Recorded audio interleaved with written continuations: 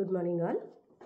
ఇవాల్టి టాపిక్ ఏంటి అంటే verification and reassessment of health pension లేక డిజేబుల్డ్ పెన్షన్. సో హెల్త్ పెన్షన్ని కానీ డిజేబుల్డ్ పెన్షన్ని కానీ ఏ విధంగా వెరిఫికేషన్ అండ్ రీఅసెస్మెంట్ చేయాలి అనేది ఇవాల్టి టాపిక్. మెయిన్గా ఈ టాపిక్లో మనం చూడబోయే టాపిక్స్ వచ్చి ఆబ్జెక్టివ్ ఏంటి, ఇది ఎవరు చేస్తారు, and what is the process of this pension reverification and assessment.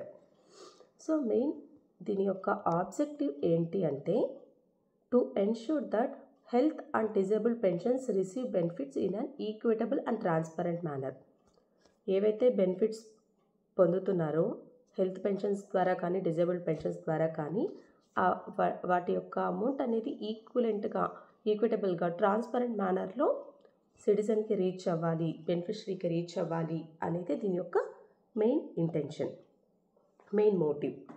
So మనకి ఇక్కడ 2 పెన్షన్స్ ఉంటాయి, health pensions, disabled pensions.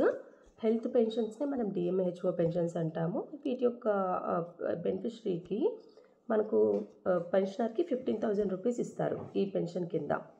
So ఈ హెల్త్ పెన్షన్స్లో మనకి ఏ టైప్ ఆఫ్ వాటి కింద మనకు అమౌంట్ అనేది ఇస్తారు అంటే first paralysis confining to the person to wheel chair or bed. అంటే పెరాలసిస్ వచ్చిన వాళ్ళు ఆ పేషెంట్స్కి, లైక్ పక్షవాతం ఆ పేషెంట్స్కి, severe muscular dystrophy cases and accident victims, అంటే తీవ్ర కండరాల బలహీనత ఆ కైండ్ ఆఫ్ డిసీజెస్ ఉన్న వాళ్ళకి కానీ ఈ హెల్త్ పెన్షన్ అనేది ఇస్తారు. అండ్ మల్టీ డిఫార్మిటీ లెప్రసీ, అంటే లైక్ కుష్టు వ్యాధి ఆ డిసీజ్ వచ్చినా కానీ హెల్త్ పెన్షన్కి వాళ్ళు ఎలిజిబుల్ అనమాట. సో ఇవి హెల్త్ పెన్షన్స్.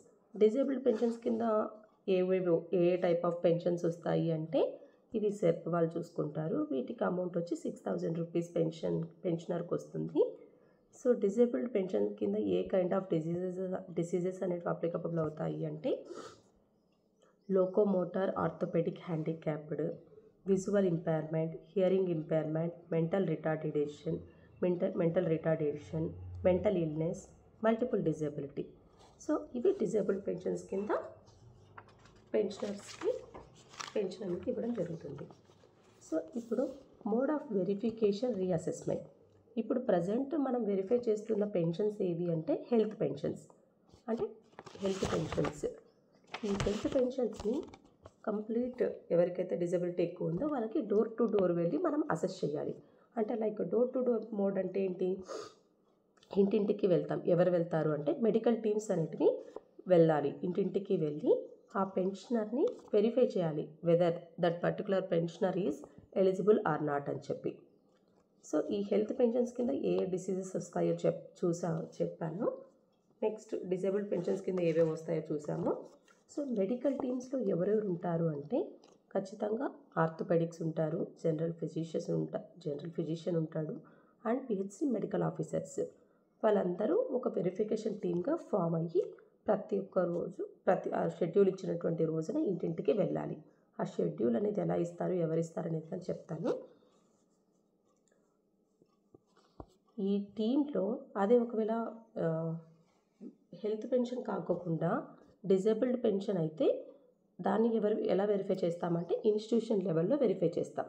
ఇన్స్టిట్యూషన్ లెవెల్లో అంటే లైక్ కమ్యూనిటీ హెల్త్ సెంటర్స్లో కానీ, ఏరియా హాస్పిటల్స్లో కానీ, డిస్ట్రిక్ట్ హాస్పిటల్లో కానీ, గవర్నమెంట్ హాస్పిటల్లో కానీ, మెడికల్ కాలేజెస్లో కానీ ఈ పెన్షన్స్ని డిజేబుల్డ్ పెన్షన్స్ అన్నిటిని వెరిఫై చేస్తాం. ఎందుకంటే వాళ్ళకు డిజబిలిటీ అనేది తక్కువగా ఉంటుంది కాబట్టి వాళ్ళు రావడానికి ఈజీగా ఉంటుంది కాబట్టి హాస్పిటల్స్కి పిలిపించుకొని వాళ్ళని వెరిఫై చేస్తాం. కానీ ఈ హెల్త్ పెన్షన్స్ను మాత్రమే డోర్ టు డోర్ విజిట్ వెళ్ళి వెరిఫై చేయాల్సి ఉంటుంది.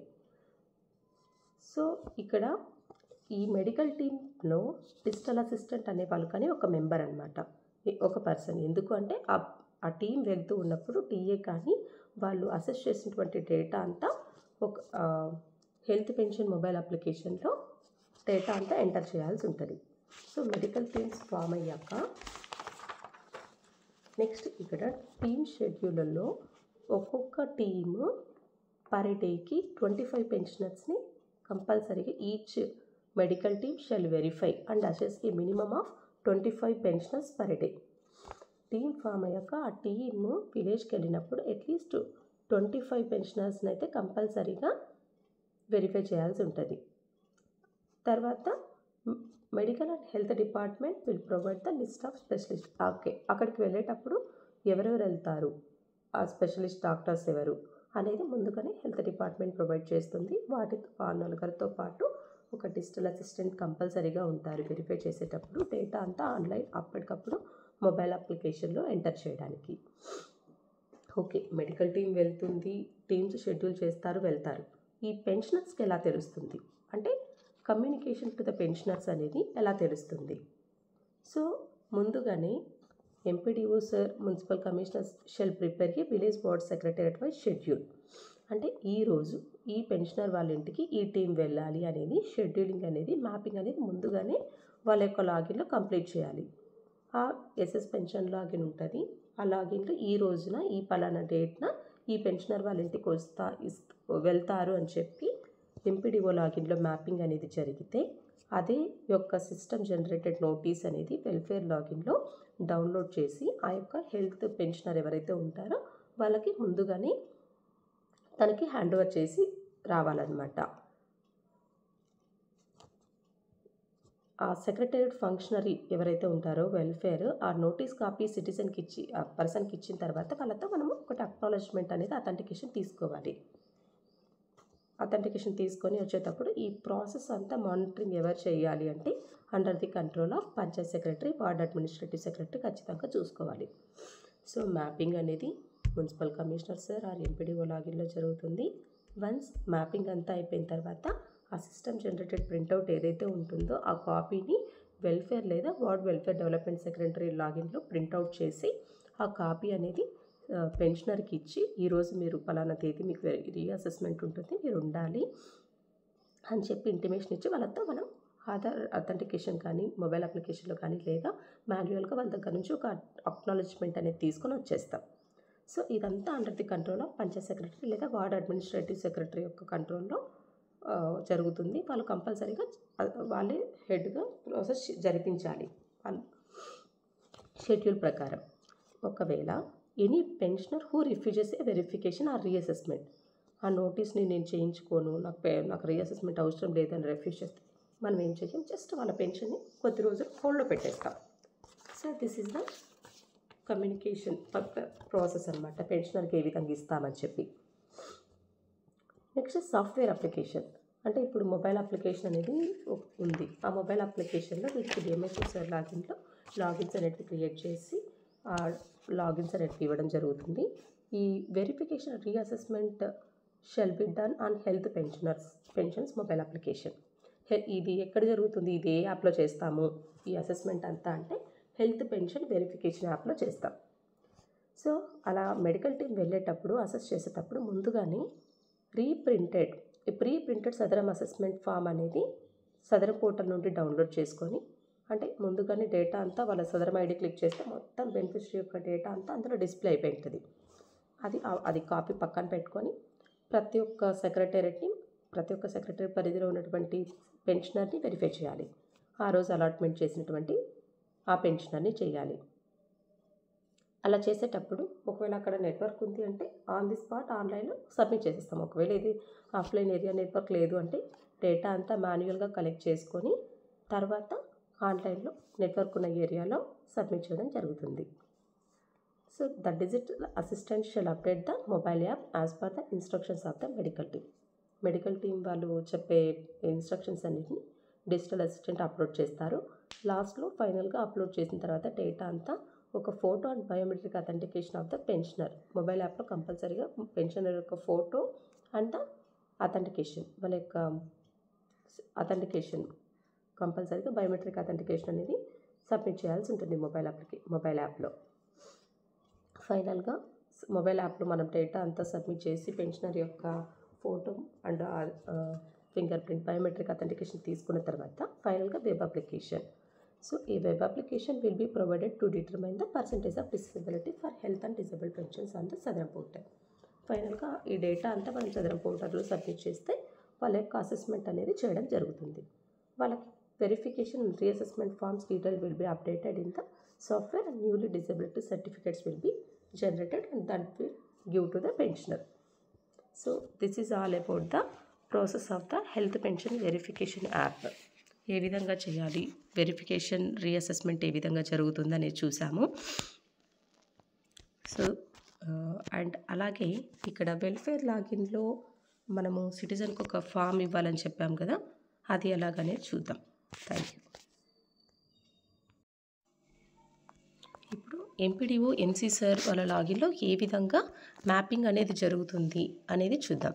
సో ఎస్ఎస్ పెన్షన్ లాగిన్లో వాళ్ళ యొక్క యూజర్ నేమ్, పాస్వర్డ్, క్రెడెన్షియల్స్ ద్వారా లాగిన్ అయ్యి మొబైల్ నెంబర్కి వచ్చినటువంటి ఓటీపీ ఎంటర్ చేసి క్యాప్చా ఎంటర్ చేస్తే లాగిన్ అవుతారు. ఇక్కడ మనకు ట్రాన్సాక్షన్స్ పైన క్లిక్ చేస్తే మనకు generate intimation letter for health pensioners అనే ఆప్షన్ పైన క్లిక్ చేయగానే రైట్ సైడ్ మనకు ఈ విధంగా కనిపిస్తుంది. Generate intimation letter for health pensioners. వాళ్ళకు ఇంటిమేషన్ లెటర్ అనేది మనం జనరేట్ చేస్తున్నాం. ఏ డిస్ట్రిక్ట్, మండల్, సెక్రటేరియట్ సెలెక్ట్ చేసుకొని స్కీమ్ ఏదని సెలెక్ట్ చేసుకోవాలి. స్కీమ్ ఒకవేళ ఆల్ స్కీమ్స్ అని సెలెక్ట్ చేసుకొని అయినా సబ్మిట్ చేయొచ్చు. ఆల్ స్కీమ్స్ పైన సెలెక్ట్ చేసి సబ్మిట్ చేసేస్తే మనకు మొత్తం అన్నీ కనిపిస్తాయి. ఈ విధంగా ఆ స్కీమ్కి సంబంధించి పెన్షనర్ బెనిఫిషరీస్ ఎవరైతే ఉన్నారో వాళ్ళ డీటెయిల్స్ కనిపిస్తాయి. అలా కాకుండా ఒక్కొక్క స్కీమ్ పర్టికులర్ వైజ్ అయినా మనం ఇక్కడ సెలెక్ట్ చేసుకొని ఆ బెనిఫిషరీ లిస్ట్ డిస్ప్లే చేయొచ్చు. సపోజ్ స్కీమ్ పైన ఆల్ అని సెలెక్ట్ చేసి నేను ఈ 2 పెన్షనర్ ఐడీస్ పైన క్లిక్ చేస్తే మనకు ఈ 2 రికార్డ్స్ని సెలెక్ట్ చేసేసి పర్టికులర్ డేట్ ఏ రోజున వాళ్ళని వెరిఫికేషన్కి డేట్ ఇస్తున్నామో ఆ డేట్ సెలెక్ట్ చేసుకొని రిక్వెస్ట్ ఓటీపీ పైన క్లిక్ చేసి ఆ ఓటీపీ ఎంటర్ చేస్తే సబ్మిట్ అయిపోతుంది. ఆ పర్టికులర్ పలానా తేదీ వాళ్ళు వెరిఫికేషన్కి రెడీగా ఉండాలి అని చెప్పి ఇంటిమేషన్ లెటర్ అనేది డేట్ ఇచ్చేసాం కాబట్టి వెల్ఫేర్ లాగిన్లో ఆ కాపీ అనేది డౌన్లోడ్ చేసుకొని పెన్షనర్కి ఇచ్చేస్తారు. ఇలాగా 30 రికార్డ్స్ వరకు ఎట్ ఏ టైం సెలెక్ట్ చేసుకొని డేట్ అనేది చేయడానికైనా పాసిబిలిటీ ఉంది. ఇక్కడ ఒకవేళ స్కీమ్స్ ఆల్ సెలెక్ట్ చేసైనా డేట్ ఇవ్వచ్చు, లేకుంటే ఓన్లీ పర్టికులర్ స్కీమ్కి సంబంధించి మాత్రమే అనైనా ఆ స్కీమ్ టైప్ సెలెక్ట్ చేసుకొని ఆ పర్టికులర్ సెక్రటేరియట్కి సంబంధించిన పెన్షనర్ని మాత్రమే అయినా మనం డేటు, ఓటీపీ ఎంటర్ చేసి సబ్మిట్ చేయొచ్చు. సో ఈ విధంగా ఎంపీడీఓ ఎంసీ లాగిన్లో మ్యాపింగ్ అనేది చేయాలి. వన్స్ మ్యాపింగ్ కంప్లీట్ అయిన తర్వాత మాత్రమే వెల్ఫేర్ లాగిన్లో ఆ నోటీస్ అనేది డౌన్లోడ్కి చేసుకోవడానికి వస్తుంది. వన్స్ నోటీస్ డౌన్లోడ్ చేసుకున్న తర్వాత ఆ కాపీ అనేది సిటిజన్కి హ్యాండ్ ఓవర్ చేసి అథెంటికేషన్ తీసుకోవడం జరుగుతుంది. Thank you. ఇప్పుడు వెల్ఫేర్ లాగిన్లో ఏ విధంగా నోటీస్ అనేది జనరేట్ చేయాలనేది చూద్దాం. సో వెల్ఫేర్కి ఎస్ఎస్ పెన్షన్ లాగిన్ అనేది ఉంటుంది. ఆ లింక్ పైన క్లిక్ చేసి అతని యొక్క యూజర్ నేమ్, పాస్వర్డ్ ఎంటర్ చేసి గెట్ ఓటీపీ పైన క్లిక్ చేయగానే తనకు రిజిస్టర్డ్ మొబైల్ నెంబర్కి ఓటీపీ వెళ్తుంది. ఓటీపీ ఎంటర్ చేయగానే ఆ క్యాప్చా సబ్మిట్ చేసి లాగిన్ అవుతే హోమ్ పేజ్ అనేది ఈ విధంగా మనకు కనిపిస్తుంది. సో ఇక్కడ లెఫ్ట్ సైడ్ నావిగేషన్లో మనకు రిపోర్ట్స్ అని ఉంది కదా, దానిపైన క్లిక్ చేసి అదర్స్ ఆప్షన్ సెలెక్ట్ చేసుకుంటే సో మనకి ఇక్కడ కింద last one intimation notice for health pensioner download అనే ఆప్షన్ ఉంది. ఈ ఆప్షన్ పైన క్లిక్ చేస్తే మనకు ఈ విధంగా పర్టికులర్ డిస్ట్రిక్ట్ ఏది, మండల్, సెక్రటేరియట్ నేమ్తో పాటు స్కీమ్ ఏది అనేది ఆప్షన్స్ కనిపిస్తాయి. ఆ స్కీమ్ పైన ఆల్ సెలెక్ట్ చేసేసి గో అని సబ్మిట్ చేస్తే నెక్స్ట్ మనకు ఆ పెన్షనర్స్ ఎవరైతే ఉన్నారో వాళ్ళందరికీ ఆ పీడిఎఫ్స్ అనేటివి డౌన్లోడ్ చేసుకోవడానికి వస్తుంది.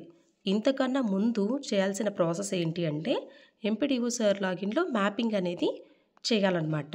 అంటే ఏ పర్టికులర్ పెన్షనర్ని ఏ రోజు వెరిఫికేషన్కి వెళ్ళాలి అనేది పర్టికులర్ డేట్ సెలెక్ట్ చేసి సబ్మిట్ చేసేస్తేనే మనకు ఇక్కడ ఆ నోటీస్ అనేది వెల్ఫేర్ లాగిన్లో డౌన్లోడ్ చేసుకోవడానికి వస్తుంది. సో ఇక్కడ డౌన్లోడ్ పైన క్లిక్ చేసి ఆ పీడిఎఫ్ని డౌన్లోడ్ చేస్తే ఈ పర్టికులర్ పెన్షనర్కి పలానా తేదీ రీఅసెస్మెంట్ ఉంటుంది. సో ఈ పర్టికులర్ ఈ అసెస్మెంట్ నోటీస్ అనేది పెన్షనర్కి ఇచ్చిన తర్వాత వాళ్ళతో పెన్షనర్ మొబైల్ అప్లికేషన్లో కంపల్సరీగా మన వెల్ఫేర్ మొబైల్ అప్లికేషన్లో ఖచ్చితంగా అథెంటికేషన్ అనేది తీసుకోవాలి. వాళ్ళకు ఈ నోటీస్ మనం ఇచ్చినట్టుగా. ఇన్ కేస్ అది ఫెయిల్ అయినా మనం వాళ్ళతో మాన్యువల్గా కానీ అక్నాలెడ్జ్మెంట్ అనేది తీసుకొని రావచ్చు. సో ఇది వెల్ఫేర్ లాగిన్లో ఆ నోటీస్ని ఏ విధంగా డౌన్లోడ్ చేసుకుంటాము అనే ప్రాసెస్.